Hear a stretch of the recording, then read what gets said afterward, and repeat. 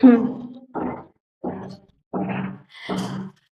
चलो, कैसे हैं आप सब लोग। वेलकम अगेन टू एवरटेक इंस्टीट्यूट के चैनल में। और आज क्लास हम लोगों को करना है part 3 which is the last part.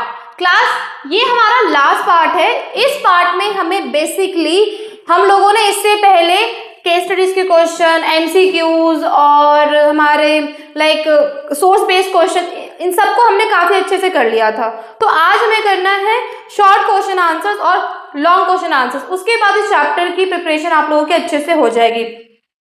सबसे पहले क्लास आप लोग देखो, इंपॉर्टेंट क्वेश्चन देखेंगे। अगर आपको इसकी फुल पीडीएफ चाहिए तो आप लोग मुझे सिंपली कमेंट कर देना, इस चैप्टर का पीडीएफ मैम भेज दो, मैं आप लोगों को भेज दूंगी, ठीक है, या फिर मैं इसका स्क्रीनशॉट आप लोगों को प्रोवाइड करा दूंगी।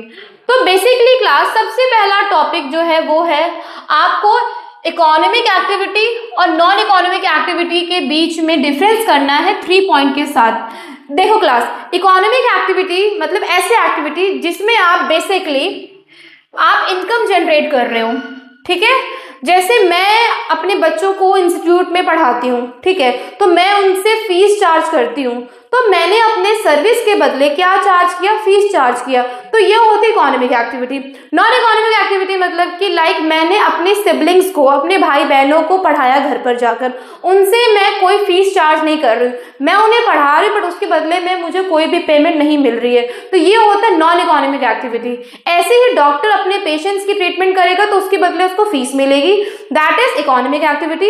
अगर वही वो अपने सिस्टर, अपने बच्चों को ट्रीटमेंट करेगा तो उसके बदले उसको कोई फीस नहीं मिलेगी, that is non economic activities. I hope so आपको इन दोनों के बीच का डिफरेंस क्लियर हो गया होगा। एक बार देखते हैं आउटकम में क्या है। इसमें आपको पैसा मिलता है, ठीक है। नॉन इकोनॉमिक एक्टिविटी में आपको मेंटल सेटिस्फैक्शन मिलती है कि यार आपने सेटिस्फैक्शन मिला आपको कि आपने अपने भाई बहनों को क्या किया, अच्छे से आपने उसको पढ़ाया। एग्जाम्पल मैंने आपको बता दिए थे, वो इनफ है। नेक्स्ट क्वेश्चन देखते हो, आप लोगों को विजिबल दिख रहा है अच्छे से? हाँ, एक सेकेंड। नेक्स्ट क्वेश्चन है प्राइमरी, ये रहा, why is primary sector important. Primary sector important क्यों है? देखो क्लास, आप लोगों को पता है प्राइमरी सेक्टर इसलिए इंपॉर्टेंट है क्योंकि जीडीपी का 20% हमें यहाँ से मिलता है। अगर हमारी कंट्री जितना प्रोड्यूस करेगी उतना ही हमारे लोगों को फूड मिलेगा, और जो फूड सरप्लस, जो फूड बच जाता है उसको हम बाहर एक्सपोर्ट करके पैसा कमाते हैं। तो ये प्राइमरी सेक्टर बहुत इंपॉर्टेंट है, ठीक है। इससे एक cover a wide range of activities such as, इसमें एग्रीकल्चर भी कवर होता है, डेयरी भी कवर होता है, फिशिंग भी कवर होता है, फॉरेस्ट्री भी कवर होता है, मतलब मोस्ट ऑफ द चीजें इसमें कवर होती है। More than half of the worker in the country, कहते हैं कि आधे कंट्री में जितने भी वर्कर, उसका आधा, उसका 50% लोग कहाँ पर इन्वॉल्व है, एग्रीकल्चर सेक्टर में ही वो लोग इन्वॉल्व है। तो ये 3 पॉइंट याद रख लेना, ठीक है। नेक्स्ट क्वेश्चन, प्राइमरी सेक्टर बहुत इंपॉर्टेंट सेक्टर, वही आंसर आप लिख सकते हो। थर्ड क्वेश्चन में यही था, सेम इंपॉर्टेंट क्यों है, जो 3 पॉइंट बताए थे आप उसको आराम से लिख सकते हो। Explain any 3 point of importance of secondary sector. हाँ, नेक्स्ट क्वेश्चन आया हुआ है कि सेकेंडरी सेक्टर हमारी इकोनॉमी के लिए इंपॉर्टेंट क्यों है। देखो, सेकेंडरी सेक्टर मतलब कि फैक्ट्रीज वगैरह आती है उसके अंदर, ठीक है, फैक्ट्री इंडस्ट्रीज वगैरह आ गए, तो वो इंपॉर्टेंट क्यों है? क्योंकि फैक्ट्रियों में बहुत सारे लोगों को जॉब मिलती है, एम्प्लॉयमेंट मिलता है, काम मिलता है, ठीक है। It provide goods to the people like cloth, sugarcane, iron, steel. अब आपको पता है अगर इंडस्ट्रीज होगा तो आप इजीली, आपको चीनी, ठीक है, आपको शुगर केन, आयरन, स्टील, ये सब आपको कहाँ से मिलता है? इंडस्ट्रीज की हेल्प से ही मिलता है। सेकेंडरी सेक्टर जीडीपी में 20% क्या करती है, रोल प्ले करती है। It promote the development of primary, हाँ देखो, प्राइमरी सेक्टर को वो प्रमोट करती, कैसे? गन्ना है, कहाँ उगाया जाता है? प्राइमरी सेक्टर में। उसको हमने मशीन में डालकर किसमें कन्वर्ट कर दिया? शुगर में कन्वर्ट कर दिया। तो एक गन्ना जहाँ 10 रुपए का है, वहीं पर जो एक चीनी का पैकेट है वो आपको 40 से 50 रुपए का पैकेट मिलता है। तो आप देख सकते हो कि प्राइमरी सेक्टर का एडवांस क्या हो गया हमारे पास सेकेंडरी सेक्टर में, चीज का रेट भी महंगा हो गया, ठीक है, और चीज हमें आराम से सही तरीके से अवेलेबल हो गई। तो कह सकते हैं प्राइमरी सेक्टर को डेवलपमेंट करता है कौन? Secondary sector. सेकेंड क्वेश्चन भी यही है कि why is the tertiary sector, हाँ, why is the tertiary sector becoming more important in India, मतलब कि इंडिया में टर्शरी सेक्टर क्यों इम्पोर्टेंट है? तो देखो क्लास, टर्शरी सेक्टर मतलब कि सर्विसेज, लोग क्या करते हैं, अपने सर्विसेज सर्विसेज के बेसिस पे लोगों को पैसा मिलता है। यहाँ देखो टर्शियरी सेक्टर में मेनली सर्विसेज आते हैं, तो आपको फाइनेंशियल इंस्टीट्यूशन, एजुकेशन, जो हम पढ़ाई वगैरह कर रहे हैं, इन सब से सर्विसेज आप अपने स्किल, आप अपनी नॉलेज से कुछ काम करके पैसा कमा सकते हो। जैसे मुझे देख लो, मैं आपको नॉलेज शेयर कर रही हूँ, बदले में मुझे उसके बदले में फीस मिलता है, तो आप अपनी नॉलेज की हेल्प से आपको क्या पेमेंट मिलती है, वो भी अच्छी मिलती है पेमेंट, ठीक है। टर्शियरी सेक्टर जो होता है बहुत सारे एम्प्लॉयमेंट को जनरेट करता है, ठीक है, for the uneducated and unskilled worker. ऐसे लोग, ऐसे वर्कर जो अनएजुकेटेड होते हैं, अनस्किल्ड होते हैं, अगर वो लोग अच्छे से पढ़ाई लिखाई कर लेंगे, ठीक है, तो उनको भी वो अच्छा खासा पे आउट कर सकते हैं। टर्शियरी सेक्टर में बहुत सारे सर्विसेज आती है, टेक्नोलॉजी वगैरह सीख के। आजकल आप देख रहे होगे, अगर आप AI, डिजिटल मार्केटिंग वगैरह अच्छे से सीख लोगे तो आपकी सैलरी काफ़ी ज़्यादा हाइप हो जाएगी, आपकी सैलरी काफ़ी ज़्यादा बढ़ जाएगी। मतलब कि अगर आप अपने आप को अपडेट करते रहते हो तो आपको जॉब मिलती रहेगी अच्छी खासी, आपकी जॉब नहीं छीनेगी, बट ध्यान रखना आपको अपने आप को अपडेट करते रहना है। हाँ जी, टर्शियरी सेक्टर क्या करता है, ये भी जीडीपी में ये भी जीडीपी का ही एक पार्ट है, ये भी जीडीपी में अपना कंट्रीब्यूशन देता है। इससे लोगों की पर कैपिटा इनकम बढ़ती है। मतलब जो टर्शियरी सेक्टर है उसमें हर एक इंसान की, अगर वो अपने आप को एडवांस में लेके जाएगा, अपने आप को अपडेट करता रहेगा नॉलेज में, उसका नॉलेज हर साल अपडेट होता रहेगा, तो उसकी सैलरी भी क्या होती रहेगी, इंक्रीमेंट होती रहेगी। इम्पॉर्टेंट था। टर्शियरी सेक्टर क्यों इम्पॉर्टेंट है, ये भी वही सेम क्वेश्चन है। With the example of sugar cane, explain the independence of all the three sector of the economy। मैंने आपको बता दिया था शुगर केन के बारे में कि किस तरीके से इम्पोर्टेंट होता है। All the service of the service sector are not growing equally well। Evaluate the statement। देखो क्लास, इस क्वेश्चन इम्पोर्टेंट है। इस क्वेश्चन में बोला गया है कि तीनों all the service of the service sector are not growing equally well। Evaluate the statement। Service sector in India employ many different kinds of people, but there are a limited services that employ high skilled and educated workers such as managers, lawyer, account।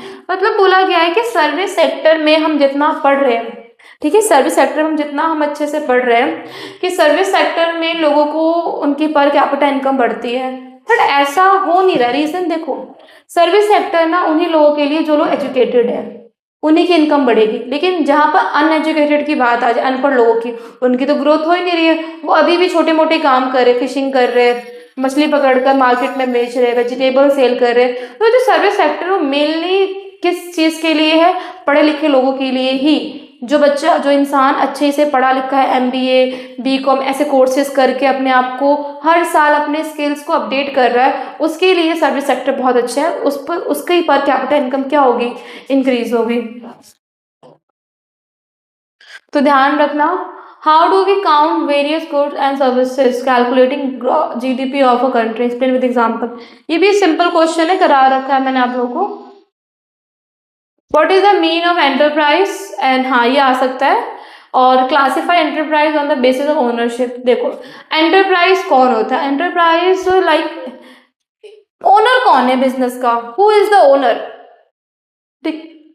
Enterprise मतलब like unit of economic activities, मतलब कि owner कौन है, कौन इसको run कर रहा है इस बिजनेस को। दो टाइप का होता है, प्राइवेट सेक्टर जिसमें एक इंडिविजुअल का, जैसे किसी का बिजनेस है, कोचिंग इंस्टीट्यूट है, तो वो उसका ओनर है, तो वो कौन सा, वो प्राइवेट सेक्टर। वो मेनली किस काम के लिए काम कर रहा है, वो मेनली काम कर रहा है प्रॉफिट के लिए, ठीक है। दूसरा पब्लिक सेक्टर जिसमें गवर्नमेंट कंट्रोल करती है, ठीक है। गवर्नमेंट का मेन पॉइंट क्या होता है, वेलफेयर करना, ओके। तो ये दो टाइप के होते हैं। ऑर्गेनाइज सेक्टर के बारे में हमने बहुत अच्छे से पढ़ चुके हैं पिछली क्लासेस में, okay. Distinguish the service condition of organise sector, organise sector के बारे में कंपैरिजन पूछा गया है, ये भी हम कर चुके हैं, ओके। आ जाओ, explain any 3 types of unemployment found in India. Very important question है क्लास, इसको हम काफी अच्छे से एग्जाम्पल लेकर समझते हैं, ठीक है। पेपर में क्वेश्चन देखने को मिलता है। क्या है question, explain any 3 type of, India में कितने प्रकार के बेरोजगार लोग पाए जाते हैं, कितने टाइप्स के अनएम्प्लॉयमेंट लोग पाए जाते हैं। तो देखो सबसे पहला है डिस्गाइज्ड अनएम्प्लॉयमेंट, मतलब कि छिपी हुई बेरोजगारी, छिपी हुई बेरोजगारी, ठीक है, देखो, disguised a situation where there are more people employed in an economy than necessary. So even if a few people are moved out, production will not be affected. It is also called underemployment and generally found in agriculture sector. पढ़कर समझ में आया कि क्या बताया हुआ है? एक सेकंड बच्चों, पढ़कर समझ में आया कि क्या बताया हुआ है? तो देखो, फॉर एग्जाम्पल, मैं इसको रब कर रही हूँ समझाने के लिए। एक फील्ड है, मतलब कि एक खेत है, ठीक है, ये एक खेत है, ठीक है, एक फील्ड है, ओके। इस फील्ड में, इस खेत के अंदर मुझे ना, इसके अंदर बीज बोने हैं, मुझे इसमें सोइंग करानी है। मुझे कम से कम इसमें चाहिए 10 लोग, 10 पीपल चाहिए मुझे, 10 पीपल चाहिए मुझे, 10 लोग चाहिए इस फील्ड को काम करने के लिए। तो एक फैमिली है, उस फैमिली में 12 लोग हैं। एक फैमिली है, सपोज करो मोहन की फैमिली है, उसमें 12 लोग हैं, 12 के 12 लोग हैं। वो लोग इस फील्ड के अंदर ना सब लोग मिलकर काम कर रहे हैं। इसके अंदर वो क्या कर रहे हैं, मिट्टी को अच्छे से उसकी डोइंग, मतलब कि खोद कर उसमें बीज डाल रहे हैं, सोइंग कर रहे हैं। लेकिन वो जो सोइंग का काम है, जो बीज है, जो सीड है, उसको क्या करते, पहले सोइंग करेंगे, डालते उसे हम मिट्टी के अंदर, फिर पानी डालते हैं। तो उसको बीज को मुझे बोने के लिए 10 लोग की जरूरत है रियलिटी में। लेकिन काम कितने लोग कर रहे हैं? मोहन की पूरी फैमिली, 12 के 12 लोग उस फील्ड के अंदर काम कर रहे हैं।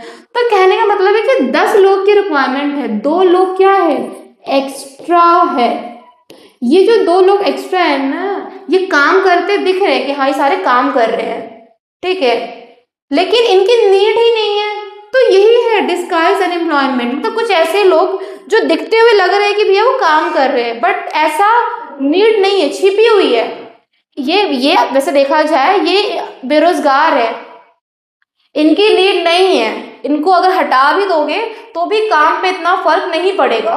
तो ये लोग बेवजह काम कर रहे हैं। बेशक इनको कहीं और काम करा दोगे ठीक है, लेकिन यहाँ पर अभी वो फिलहाल के लिए क्या है, एक अंडर एम्प्लॉयमेंट के अंदर काम आते हैं, अनएम्प्लॉयमेंट है वो अभी फिलहाल के लिए, क्योंकि लोगों की जरूरत है 10 लोगों की, लेकिन कर कितने लोग रहे, 12 लोग, तो 2 लोग अनएम्प्लॉयमेंट है। इसी को बोलते हैं डिस्गाइज अनएम्प्लॉयमेंट, छिपी हुई बेरोजगारी। अगर ये कहीं चले भी जाएंगे तो ज्यादा इफेक्ट नहीं पड़ेगा इनके जाने से, ठीक है, क्लियर है। सेकेंड है सीजनल अनएम्प्लॉयमेंट। आपने देखा है जैसे ईद के टाइम पे सेवैयाँ वगैरह बनती है, तो वो जो लोग सेवई जो बनाते हैं ईद के टाइम पे, वो लोग, वो 1 महीने का ईद का होता है, ठीक है, 1 महीने वो रमज़ान रोज़ा चलता है, तो 1 महीने के लिए उनके पास काम होता है क्या बनाने का, सेवई बनाने का। फिर जैसे ईद खत्म होती है तो उनका काम भी छूट जाता है, फिर वो किसी और काम में बिजी हो जाते हैं। तो इसे बोलते हैं सीजनल बेरोजगारी, सीजनल अनएम्प्लॉयमेंट, मौसमी बेरोजगारी, कि वो सीजन के बेस पर आते हैं, जब सीजन खत्म हो जाता है तो फिर उनका काम उनसे छूट जाता है। क्लियर है। नेक्स्ट है open unemployment. Unemployment caused by the fact that the economy fails to generate enough jobs is referred to as structural open unemployment. It is generally witnessed in the underdeveloped countries. देखो, open unemployment का मतलब ये होता है एक ऐसा unemployment caused by the fact that the economy fail to generate enough job, मतलब कि लोग काम करने वाले हैं बट लोगों को काम ही नहीं मिल रहा है। इंडिया में ऐसा है, लोग काम करने वाले हैं बट लोगों को काम ही नहीं मिल रहा है, तो इसी को हम क्या बोलते हैं क्लास, ओपन अनएम्प्लॉयमेंट कहते हैं। Got it. चलो, how can more employment be created in agriculture sector? तो सिंपल क्वेश्चन है, इसमें इतना इंपॉर्टेंट है नहीं। How can the problem of unemployment be elected in India? Normal है ये भी, हाँ जी, आ जाओ, नरेगा। तो क्लास समझ में आया, डिस्गाइज में लोग काम करते हुए दिखते हैं बट, ठीक है, बट वो उनकी इतनी नीड नहीं है उस काम में, अगर वो निकल भी जाएंगे इस काम से तो उतना उसको फर्क नहीं पड़ेगा। सीजनल में लोग सीजन के बेसिस पे उन्हें काम मिलता है, सीजन खत्म काम खत्म। तीसरा ओपन अनएम्प्लॉयमेंट, मतलब लोग काम करने वाले बहुत सारे हैं बट उनकी ज़रूरतों के हिसाब से जॉब ही नहीं है, लोग ज़्यादा है जॉब कम है। तो 3 टाइप का होता है, अब पेपर में ये क्वेश्चन आता है नरेगा वाला, वेरी इंपॉर्टेंट है नरेगा वाला क्वेश्चन, मोस्ट इंपॉर्टेंट टाइप है, ठीक है। एग्जाम में आप इसको देख सकते हो, पेपर में आता है, ठीक है। करें, ओके, इसको रीड करो अच्छे से।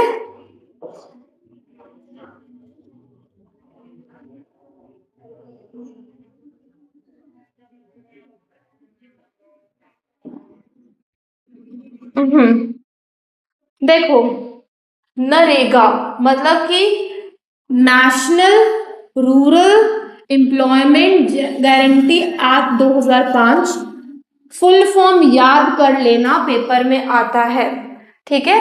नरेगा का दूसरा नाम क्या है? राइट टू वर्क, काम करने का अधिकार। फुल फॉर्म याद कर लेना, आता है एग्जाम में, और उसका दूसरा नाम क्या? Right to work. हाँ जी, नरेगा है क्या? देखो, to provide livelihood to people below the poverty line.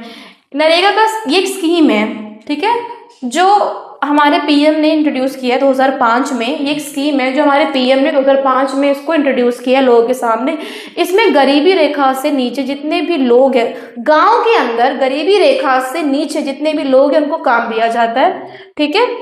This scheme guaranteed 100 days, उन जो गरीबी रेखा से नीचे है उन लोगों को 100 दिन के लिए काम दिया जाता है। In a year to every rural, हर साल किसी एक आदमी को पकड़ते हैं और उसको 100 दिन के लिए काम देते हैं। इस स्कीम के अंदर the gram panchayat after proper verification register house hold and issue job, सबके घर जाके उनका वेरिफिकेशन करेंगे और उन्हें जॉब कार्ड इशू करेंगे, ठीक है। ये जो स्कीम है, the scheme target the schedule caste, नीची जाति के लोगों के लिए, SC ST के लिए, पुअर औरतों के लिए जो गरीबी रेखा में है और काफ़ी टाइम से जॉब ढूंढ रही है, उनका घर बार नहीं चल रहा है, उनके लिए इन्होंने ये स्कीम लागू करी है। इस स्कीम का मेन टारगेट है, this scheme help to raise the standard of living, ताकि उन्हें काम मिले और उनके रहने खाने पीने का जो स्टैंडर्ड है वो बढ़ जाए। Main objective of the scheme is to provide guarantee employment to the people who are able and in need of work and to provide unemployment allowance. In case the government fail to provide work, therefore it is also called right to work. NREGA has been renamed as Mahatma Gandhi. देखो, इस scheme का main objective है कि जो लोग काम ढूंढ रहे हैं, काम करने के लायक है, उनको काम नहीं मिल रहा है, उनको काम देना। और इस स्कीम को बाद में चेंज करा गया है, Mahatma Gandhi national rural employment guarantee act रख दिया है, ठीक है। महात्मा गांधी, तो उसे मनरेगा के ही, पहले नरेगा कहते तब क्या कहते? मनरेगा।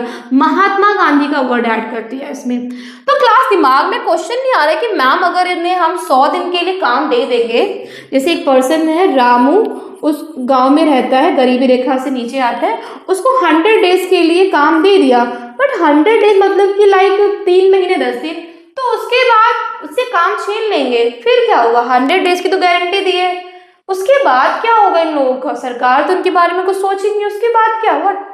देखो क्लास, मनरेगा स्कीम में 100 दिन के लिए काम प्रोवाइड कराया जाता है। एक इंसान जो काफ़ी दिनों से घर में बैठा हुआ है, एक बेकार यूथ बनकर, ठीक है, यूथ का काम क्या होता है? अर्निंग करना, GDP को बढ़ाना। अब वो बेकार घर में बैठा हुआ है, तो सरकार ने क्या किया? उसको 100 दिन के लिए काम दिया।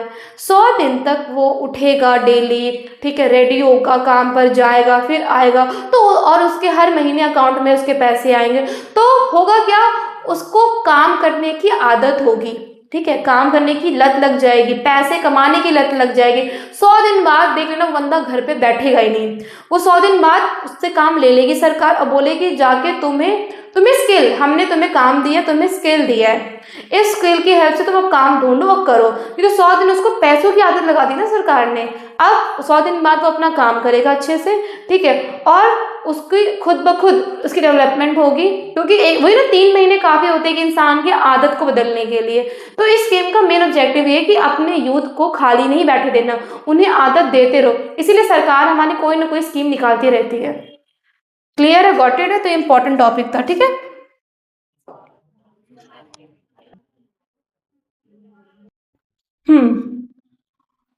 अब क्लास कर रहे लॉन्ग आंसर, लॉन्ग क्वेश्चन देख लो। जीडीपी इतना कम क्यों हो रहा है आपको बताना है, क्योंकि लोगों के पास काम नहीं है, अनएम्प्लॉयमेंट लोग ज़्यादा है, तो ये इसका आंसर होगा। सर्विस सेक्टर क्यों इतना इंपॉर्टेंट है हमने ऑलरेडी ऊपर क्वेश्चनों में कर लिया है, ठीक है। नेक्स्ट टर्शरी सेक्टर का इंपॉर्टेंस हो चुका है थर्ड क्वेश्चन में। Describe the historical change that have taken place in the sector. हाँ, क्या क्या हिस्टोरिकल चेंज रहा है ये भी हम डिस्कस कर चुके हैं, ओके। ऑर्गेनाइज अनऑर्गेनाइज सेक्टर के बीच में डिफरेंस ये भी हम कर चुके हैं लॉन्ग में, okay. Public and private sector को भी डिस्कस कर चुके हैं हम लोग। इकोनॉमिक एक्टिविटी को भी डिस्कस कर चुके हैं हम लोग। कुछ नया मैं देख रही, कुछ है या नहीं आपको पढ़ाने के लिए।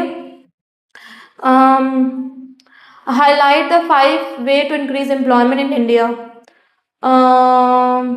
ये क्वेश्चन आ सकता है, ये करते हैं, लास्ट क्वेश्चन है।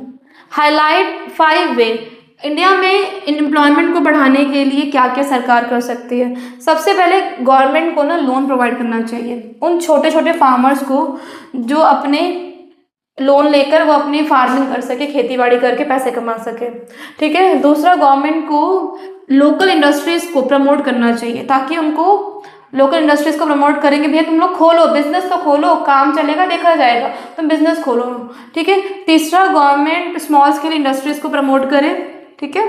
चौथा, डैम्स वगैरह बिल्ड करे, कैनाल्स बनाए, जिससे डैम्स कैनाल्स बनाएंगे तो उनको बनाने के लिए, डैम्स को बनाने के लिए लोगों की जरूरत पड़ेगी, तो यहाँ से लोग मिल जाएंगे।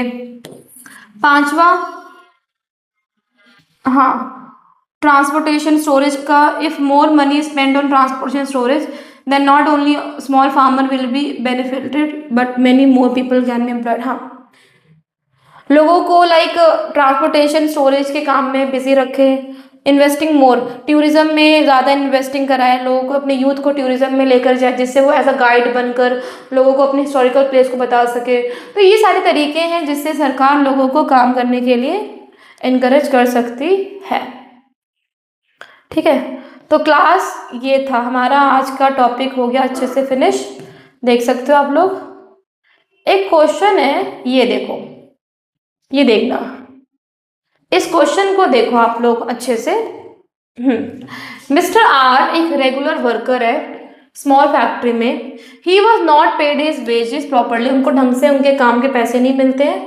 And the factory did not follow the factory rules, factory जो है फैक्ट्री रूल्स को भी फॉलो नहीं कर रहा है, और ना कोई रेगुलेशन है। Regulation started by the government. Recently उसने अपनी जॉब खो दी है, और वो एक selling electrical items in a push cart, और उसकी जॉब छूट गई और अभी वो इलेक्ट्रिकल आइटम्स को बेच रहा है, कार्ट में, तो पुश कार्ट में। तो आपको बताना है कि are analyse the role of the government in protecting the worker, like are मतलब आर है कौन, आर किसके अंदर काम कर रहा है। आर पता आपको अनऑर्गेनाइज सेक्टर के अंदर काम कर रहा है, तो अनऑर्गेनाइज सेक्टर में काम कर रहा है, तो सरकार इस चीज़ को कैसे ठीक कर सकती है। सरकार को बोलना चाहिए कि सबको मिनिमम वेजेस तो दे। मिनिमम वेजेस एक्ट पता है ना आपको, कि हर एक बंदे की एक मिनिमम सैलरी अपॉइंट कर दी गई है, उनके मिनिमम घंटे की 8 घंटे होंगे, उनको इतनी पेमेंट देगी। सरकार ने उस चीज़ को फिक्स करना चाहिए, ओके। और सरकार उनको लोन प्रोवाइड करे, उन्हें basic education, health and food provide करे। तो ये सारे तरीके, तो मतलब आपके पास एक केस स्टडी का क्वेश्चन आएगा, आर है कौन, और इस तरीके से आर को इस तरह के सिचुएशन से आप कैसे बचा सकते हो, ठीक है। ये था हमारा लास्ट पार्ट, और चैप्टर की मैंने पूरी रिवीजन करा दी है। वेरी शॉर्ट, लॉन्ग, MCQ, ठीक है, assertion reason, case studies, source based, सब करा दिया। एक टाइप का पूरा चैप्टर मैंने आपको रिकॉल करा दिया कि इस पूरे चैप्टर में है क्या। अब हम स्टार्ट करेंगे दूसरी बुक का इम्पॉर्टेंट चैप्टर में। हर एक 4 बुक है ना, हिस्ट्री, इको, जियो, सिविक्स, इन चारों में से जो सबसे वेटेज वाला है वो मैं आपको कराऊंगी, ठीक है। चलो मिलते हैं इसके नेक्स्ट पार्ट में, ओके बाय।